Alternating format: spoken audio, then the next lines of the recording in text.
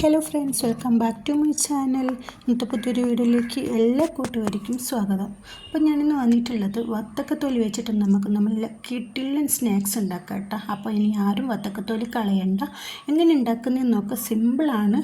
അപ്പോൾ നമുക്ക് നേരെ വീഡിയോയിലേക്ക് പോവാം. വീഡിയോ എല്ലാവരും ഒന്ന് സ്കിപ്പ് ചെയ്യാതെ കാണണേ.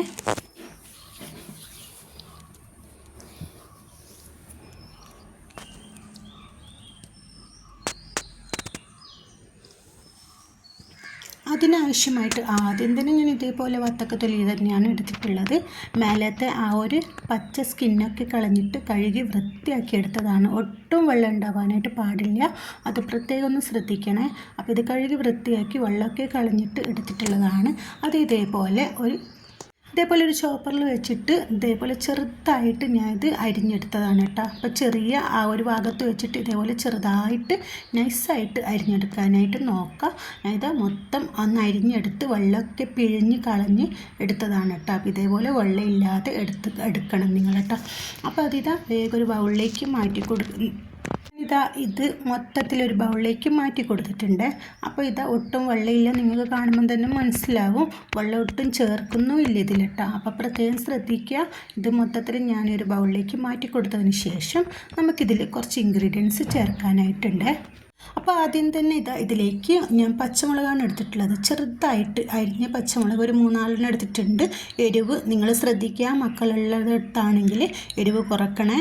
അപ്പോൾ ഞാൻ കുറച്ച് കൂടുതലായിട്ട് എരിവ് ഇതിലേക്ക് ചേർക്കുന്നുണ്ട്. അതിന് ആവശ്യമായിട്ടുള്ള ഉള്ളി കൂടി എടുത്തിട്ടുണ്ട്. ചെറുതായിട്ട് നൈസായിട്ട് അരിഞ്ഞ ഒരു ഉള്ളിയാണ് എടുത്തിട്ടുള്ളത്. അതിനുശേഷം കറിവേപ്പിലയും മല്ലിയിലയും കൂടി എടുത്തിട്ടുണ്ട്. മല്ലിയിലയും കറിവേപ്പിലയും കുറച്ച് കൂടുതലായിട്ട് എടുക്കാനായിട്ട് നോക്കണേ. അപ്പോൾ ഇതിൻ്റെ ടേസ്റ്റ് നല്ല രസമായിരിക്കും. അപ്പോൾ കറിവേപ്പിലയും മല്ലിയിലയും കൂടി ഇട്ട് കൊടുത്തിട്ടുണ്ട്. അതിന് ശേഷം നമുക്കിതിലേക്ക് ആവശ്യത്തിനുള്ള ഉപ്പ് കൂടി ഇട്ട് കൊടുക്കാം.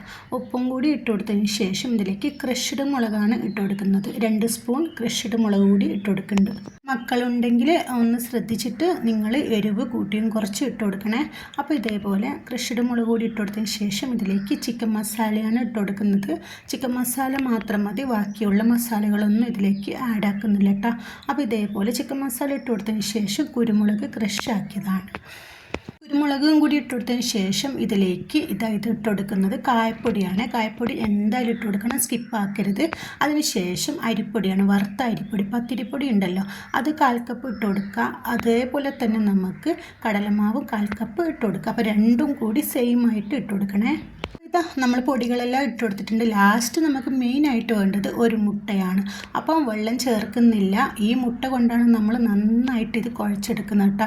അപ്പോൾ ഈ മുട്ട വെച്ചിട്ട് നന്നായിട്ട് നമുക്കിതൊന്ന് കുഴച്ചെടുക്കാം.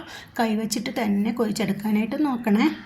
അപ്പോൾ ഇതേപോലെ വെള്ളമൊന്നും ചേർക്കാതെ നന്നായിട്ട് കുഴച്ചെടുത്തിട്ടുണ്ട്. അപ്പോൾ നിങ്ങൾക്ക് കാണുമ്പോൾ തന്നെ മനസ്സിലാവുമല്ലോ. ഇപ്പോൾ പിന്നെ ടേസ്റ്റ് ഉണ്ടാവില്ല കേട്ടോ. അപ്പം എണ്ണ ചൂടാവാനായിട്ട് വെച്ചിട്ടുണ്ട്. നന്നായി ചൂടായ എണ്ണയിലേക്ക് നമുക്ക് ഇത് ഇട്ട് പൊരിച്ചെടുക്കാം കേട്ടോ. അപ്പം നിങ്ങൾക്ക് ഏത് ഷേപ്പിലാണോ വേണ്ടത് അതേ ഷേപ്പിലെടുക്കുക.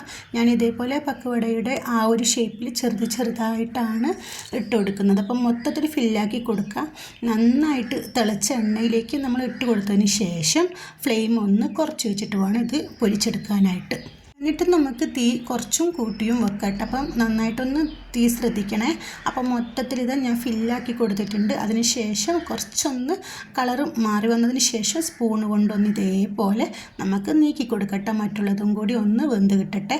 അപ്പം നന്നായിട്ട് 2 ഭാഗം വെന്തതിന് ശേഷം ഗോൾഡൻ കളറാകുന്ന സമയത്ത് നമുക്കിത് കോരി മാറ്റാം. അപ്പോൾ സിമ്പിളാണ്, ടേസ്റ്റിയാണ്. വീട്ടിലുള്ള ചേരുവകൾ മാത്രം മതി. നമ്മൾ വലിച്ചെറിയുന്ന വത്തക്കത്തൊലി കൊണ്ട് ഇത്രയും ടേസ്റ്റി ആയിട്ടുള്ള നല്ലൊരു അടിപൊളി സ്നാക്സ് ഇന്ന് വരെ ആരും തയ്യാറാക്കിയിട്ടുണ്ടാവില്ല. നമ്മളെ മക്കൾ സ്കൂൾ വിട്ട് വരുന്ന സമയത്ത് മക്കൾക്ക് ഇത് നമ്മൾ കൊടുത്തതിന് ശേഷം ഇതെന്താണെന്ന് നമ്മൾ മക്കളോട് ചോദിക്കുമ്പം മക്കൾ പറയുമോ ഇല്ലയെന്ന് നോക്കാം. ആർക്കും ഇത് മനസ്സിലാവില്ല കേട്ടോ ഇതെന്താണെന്നുള്ളത്. അപ്പോൾ ഇതേപോലെ വൈകുന്നേരം മക്കൾ വരുന്ന സമയത്ത് നമുക്ക് വെറൈറ്റികൾ എന്തെങ്കിലും ഉണ്ടാക്കി കൊടുക്കുമ്പോൾ ഇതേപോലെ ഉണ്ടാക്കിയതിന് ശേഷം മക്കളോട് അവർ കഴിച്ചതിന് ശേഷം ഇതെന്താണെന്നും കൂടി ചോദിച്ച് നോക്കണം. എന്നിട്ട് വീണ്ടും നമ്മൾ പിന്നീട് പറഞ്ഞു കൊടുക്കുകയും ചെയ്യാം. അപ്പോൾ നമുക്കൊരു പരീക്ഷണം കൂടി ആയല്ലോ. അപ്പോൾ ഞാൻ ആദ്യത്തെ ട്രിപ്പ് കോരിയിട്ടുണ്ട്. അപ്പോൾ ബാക്കിയുള്ളതും കൂടി ഇതേപോലെ ചുട്ടെടുക്കാം. ഞാനിതാ മൊത്തത്തിൽ ഇതേപോലെ ചുട്ടെടുക്കുന്നുണ്ട്. ഇതാ നമ്മളെ ആ ഒരു പക്കുവട ഇത് റെഡി ആയിട്ടിട്ട് നല്ലൊരു ക്രിസ്പിയാണ് കേട്ടോ. കറുമുറ പൊട്ടും. അപ്പോൾ നല്ല ടേസ്റ്റിയാണ്, വെറൈറ്റിയാണ്. അപ്പോൾ എല്ലാവരും വത്തക്ക വാങ്ങുന്ന സമയത്ത് തൊലി കളയാതെ ഇതേപോലെ ഒന്ന് ട്രൈ ചെയ്ത് നോക്കുക. നിങ്ങൾ വീണ്ടും വീണ്ടും എന്തായാലും തയ്യാറാക്കി നോക്കൂ കേട്ടോ. നമ്മൾ ടേസ്റ്റി ആയിട്ടുള്ള വത്തക്കത്തൊലി കൊണ്ട് ഉണ്ടാക്കിയ പക്കവട റെഡി ആയിട്ടുണ്ട് കേട്ടോ. അപ്പോൾ അതിൻ്റെ കൂടെ ഇതാ ഞാൻ സോസും കൂടി കൂട്ടിയിട്ടാണ് കഴിക്കുന്നത്.